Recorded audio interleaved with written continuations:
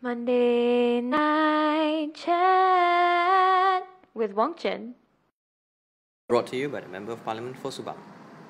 Hi, welcome to Monday Night Chat, episode 14. This is the budget episode. There's fat documents down here. There are about 3 plus speeches by Lim Guan Eng. And then we'll do the 120-second Q&A, followed by a new intern introducing himself. Okay, for Policy Monday this week, we're going to talk about the budget. The budget really comes in a group of documents. You have 3 big texts, and then you got the speech from the Minister of Finance. Good speech, well organized. The points are quite easy to understand. So I'll just run through with you the books. This is the revenue book. As you know, every budget has 2 elements. You have revenue and you've got expenditure. So this is the book on expenditure.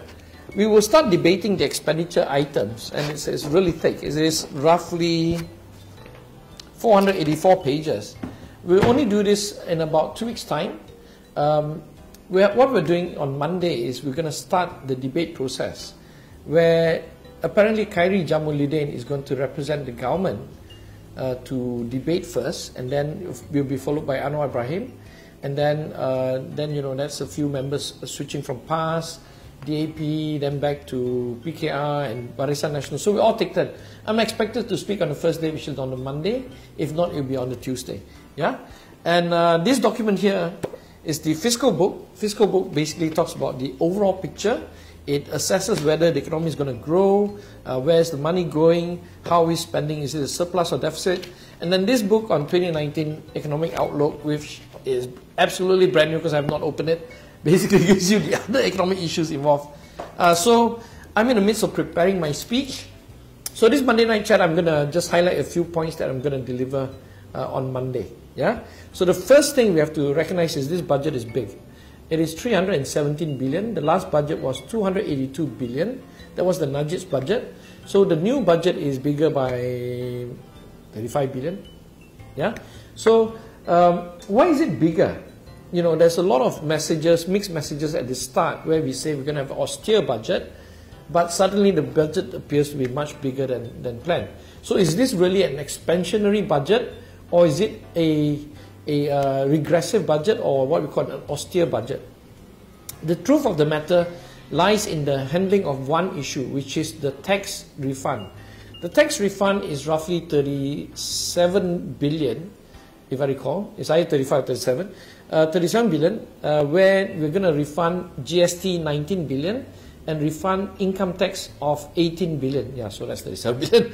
So that is an unusual item because it's never appeared before in previous budgets. So this is a one-off thing. GST is understandable because GST has been eliminated by Pakatan Harapan. We are moving to SST regime.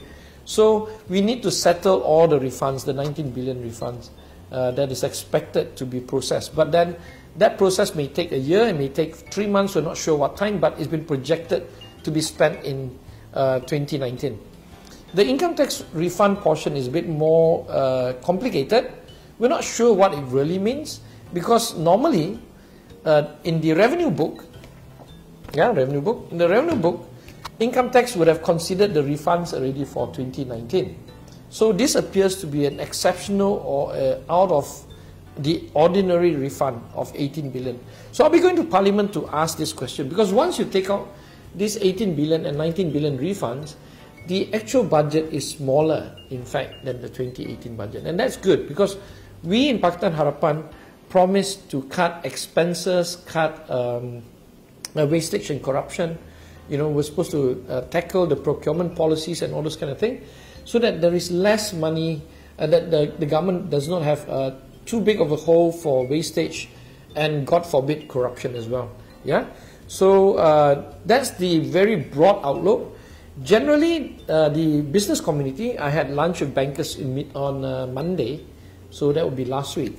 And, you know, we had a long discussion regarding the budget itself. Many of the bankers and also fund managers were happy that we didn't introduce new taxes, but they were a bit worried about the tax refund and the fact that the funding for the tax refund comes from Petronas. And that amount is a humongous 54 billion. So it was 24 billion in typical dividend, normal dividend, and then an additional 30 billion in a special dividend. So to give you a good comparison, Najib asked for 16 billion of dividend only in 2018. So now we're asking for 24 billion dividend plus a special dividend of 30 billion. So that in total is 54 billion, something quite extraordinary. But hopefully this 54 billion will be used to pay the tax refunds as a one-off experiment, and after that in 2020 budget, we won't have that item coming up again. Yeah. The issue about Petronas is, of course, how much cash reserve does Petronas have? A quick skim through the annual report of Petronas for 2017, Petronas have roughly 128 billion in cash. So using 54 billion in 1 year is a bit daunting, in my opinion, because there's only one. I mean, if Petronas agrees, why not, right? I mean, if Petronas says that they can afford to pay this, then, you know, that's Petronas' decision. But what I'm worried about is, overall, we'll look at China slowing down tremendously, and the region will be severely impacted by a China slowdown from this US-China trade war. We are going to be hit either way. So we're looking at 2019, a possible global financial crisis. I won't say crisis, but a slowdown. If that happens, and we use that 54 billion from Petronas now to pay off this tax refund, where are we going to get extra money in the event of a financial slowdown or even a global meltdown? Yeah. So I think some level of replanning or rethinking needs to be adjusted for. Yeah. Other than that, you know, we're quite happy that everything else looks almost the same, except that, you know, we've made progress on cutting down procurement of supplies and services. So that's good. I think, to be very fair, it's only about 6 months since the new government. So, you know, budget are usually prepared in 7, 8, 9, 10 months even. Yeah, immediately after budget is spent, budget is completed, people actually start replanning for budgeting. So we don't have a lot of time for this budget, and I'm sure that, you know, because of the change from GST to SST, we had a 3 months tax holiday where we forego close to about 12 billion in revenue. You know, Petronas really had to step in. Yeah. I hope everything stabilizes. I hope that our projection numbers meet the targets, and that we will do our best to clean up the government, eliminate corruption and wastage, you know, put in a lot more better governance into the structure, and hopefully by 2020, when the budget is tabled for 2020, we're in a better position than the situation right now. Yeah, I support the budget, of course. I have to defend the budget, but I do have some constructive criticism regarding the budget, which I hope the Minister of Finance will clarify and the Prime Minister will clarify on. That's it for Policy Monday this week. Hi, Q&A in 120 seconds. This week, the questions were prepared by the staff and also the interns. So, helping me with the clock today is Max, the new intern. Max, hit it. Okay, first question. Rosmar's case has been transferred to the High Court. When that happens, it means that the prosecution is going for a higher sentence. Yeah, so we shall see, you know, what the matter really turns out to be. But it appears that she's going to have a rough time, and some of us will be rejoicing over that fact. Number 2, U.S. midterms election. The lower house won by the Democrats, yay. The Senate won by the Republicans, boo. Okay, but basically everything changes now. Prior to this, of course, Donald Trump had unlimited powers, yeah, and he's just sacked Jeff Sessions. We shall see how the lower house reacts soon. Okay, number 3, PTPTN money. The 2019 budget talks about people having to pay a certain percentage the moment they get any salary. Because, you know, minimum salary is 1,000 anyway, so, you know, anybody get any salary will be taxed, will have to pay back. I think it's not really fair. We did promise the youth that PTPTN should be repaid when people earn about 4,000, or even can start at 3,000 even, but at least significant amount so that they can, you know, survive, and then whatever left over they can to pay back the PTPTN. So I hope that the government will rethink the policy and, you know, hopefully get a proper U-turn on this issue. Yeah. So go and talk more to the young people. Number 4, there's a reader that says that budget benefits bottom 40 and top 20 and not the middle 40. I'm not sure that the middle 40 is not benefiting, because the middle 40 is getting, some sort of oil subsidy thing. But of course, the bottom 40 is going to enjoy the new BRIM, what they call Bantuan Sara Hidup. Yeah, but the top 20 obviously cannot be helped.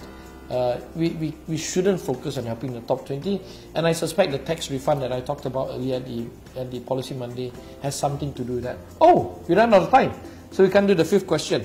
But let's just overshoot time today. The unexplained wealth order, which is done in the UK, an excellent idea. For some strange reason, I met somebody who was talking about it quite strongly about it to me, and I thought it was a fantastic idea.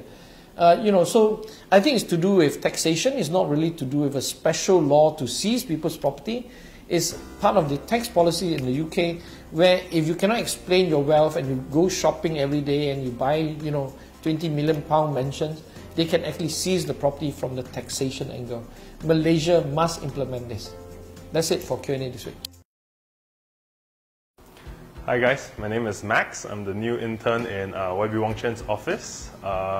Just a little bit about myself. I am a medical graduate, which I heard makes me the first medical graduate to intern here. I heard it's mostly law students. But anyways, so I decided to intern here at this office because I kind of wanted to learn more about politics and policy making, and I guess I wanted to see if politicians lie as well. But no, just kidding. So far it's been great. And I'm looking forward to my month here. Very chong hey this week.